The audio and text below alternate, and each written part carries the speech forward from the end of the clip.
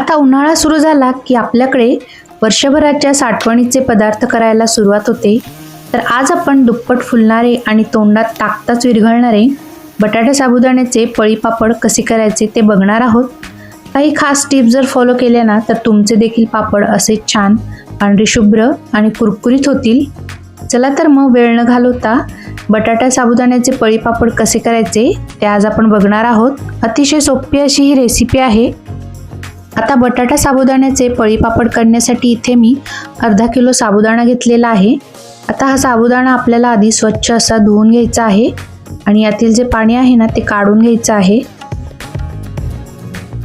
इथे आता आपल्याला 6 वाटी पाणी गरम करायला ठेवायचं आहे, कारण याच वाटीने हा साबुदाणा 3 वाटी साबुदाणा भरलेला आहे, म्हणून आपल्याला इथे दुप्पट पाणी गरम करायला ठेवायचं आहे. आता यावरती झाकण ठेवायचं आहे आणि हे पाणी चांगलं असं आपल्याला कडकडीत असं गरम करून घ्यायचं आहे. हे बघा, पाण्याला छान अशी उकळी यायला लागलेली आहे. आता हे असं कडकडीत गरम केलेलंच पाणी आपल्याला या साबुदाण्यामध्ये घालायचं आहे आणि हा साबुदाणा आपल्याला रात्रभरासाठी या पाण्यामध्ये भिजत ठेवायचा आहे, म्हणजे दुसऱ्या दिवशी सकाळी आपल्याला ना वेगळा असा साबुदाणा शिजवावा लागत नाही.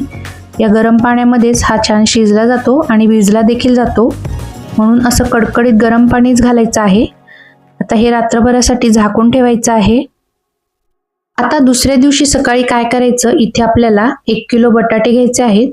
ते स्वच्छ असे धुवून घ्यायचे आणि कुकरला आपल्याला पाणी घालून 4 ते 5 शिट्टी काढून घ्यायचे आहेत आणि हे बटाटे आपल्याला उकडवून घ्यायचे आहेत. आता इथे मी कुकरच्या 4 ते 5 शिट्टी घेते. आता इथे कुकरच्या 4 ते 5 शिट्ट्या झालेल्या आहेत आणि हा साबुदाणा पण आपला रात्रभर छान भिजला गेलेला आहे. आता थोडासा हा मोकळा करून घ्यायचा. आता आपल्याला वेगळा काही परत गरम पाण्यात शिजवून घ्यायचा नाही, कारण आपण यामध्ये रात्रीच गरम पाणी घातलेलं होतं, त्यामुळे हा छान शिजला देखील आहे. आता थोडासा मोकळा करून घ्यायचा. आता इथे बटाटे उकडून झालेले आहेत आणि त्याच्या साली देखील काढून घेतलेल्या आहेत. आता हा बटाटा आपल्याला असा फोडून घ्यायचा, म्हणजे बटाट्याच्या ज्या आहेत ना गुठळ्या होणार नाहीत. आता इथे तुम्ही किसणीने किसून देखील घेऊ शकता, पण परत आपल्याला हा बटाटा मिक्सरलाच फिरवून घ्यायचा आहे, त्यामुळे असा फोडून घेतला तरी चालेल. आता हे सगळे बटाटे आपण फोडून घेऊया. आता हे पापड बनवायला तर अतिशय सोपे आहेत आणि अजिबात फाटत नाहीत आणि तेलात टाकल्यावर तर दुप्पट फुलतात. त्यामुळे तुम्हाला जर जास्त प्रमाणात देखील हे पापड करायचे असतील ना तर अगदी तुम्ही सहज हे पापड करू शकता. आता एका मिक्सरच्या भांड्यात आपल्याला 2 चमचे हे बटाटे घ्यायचे आहेत आणि 2 चमचे आपल्याला हा भिजवलेला साबुदाणा घ्यायचा आहे आणि यामध्ये आपल्याला कोमट पाणीच घालायचं आहे आणि याची आपल्याला आता चांगली अशी पेस्ट करून घ्यायची आहे. खूप जास्त घट्ट पण नाही आणि खूप जास्त पातळ पण नाही, अशी पेस्ट आपल्याला करून घ्यायची आहे. आणि यामध्ये कोमट पाणीच घालायचं, गार पाणी अजिबात घालायचं नाही. हे बघा, या पद्धतीने आपल्याला ही पेस्ट करून घ्यायची आहे, म्हणजे पळीपापड जे आहेत ना ते आपल्याला घालता येतील इतपत ही पातळ ठेवायची.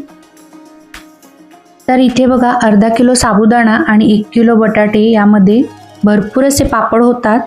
जर तुम्हाला मिश्रण घट्ट वाटत असेल ना तर यामध्ये कोमट पाणी घालायचं आहे आणि मिश्रण हे थोडंसं पातळ करून घ्यायचं, खूप जास्त पातळ पण करायचं नाही. आता यामध्ये 2 चमचे मी मिरचीचा ठेचा घालत आहे आणि इथे 2 चमचे मी सैंधव मीठ घालत आहे, म्हणजे उपवासाला पण आपल्याला हे पापड उपयोगी येतात. आता हे चांगलं असं मिक्स करून घ्यायचं. इथे जर तुम्हाला लाल तिखट घालायचं असेल ना तर तुम्ही लाल तिखट देखील घालू शकता, ते देखील पापड खूप छान लागतात. तर आता इथे बघा, पळीपापडसाठी आपलं हे मिश्रण तयार झालेलं आहे. खूप जास्त घट्टही नाही आणि खूप जास्त पातळही नाही, असं हे मिश्रण आपल्याला करून घ्यायचं आहे. हे एकदम परफेक्ट असं मिश्रण झालेलं आहे. आता इथे मी खाली बेडशीट घातलेली आहे आणि त्यावरती प्लास्टिकचा कागद टाकलेला आहे. आता प्लास्टिकच्या कागदाला तेल वगैरे काही लावायचं नाही, असेच हे पळीपापड आपल्याला घालून घ्यायचे आहे. आता हे जे मिश्रण आहे ना ते पळीने खाली सोडल्यावर सहज पडेल इतपत हे दाट असलं पाहिजे.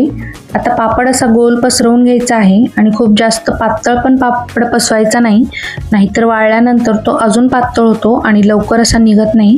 त्यामुळे थोडासा जाडच ठेवायचा, खूप जास्त असा पातळ पण पसरवायचा नाही.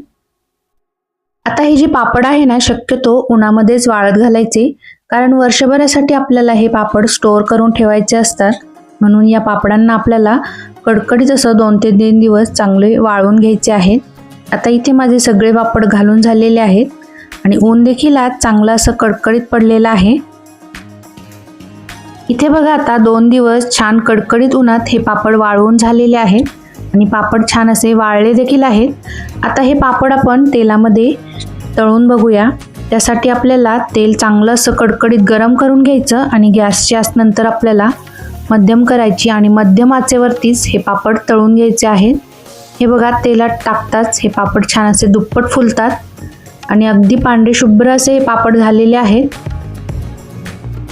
तर असे हे पांढरे शुभ्र आणि कुरकुरीत बटाटा साबुदाण्याचे पळी पापड तुम्ही बघू शकता तळल्यावर किती छान असे फुललेले आहेत.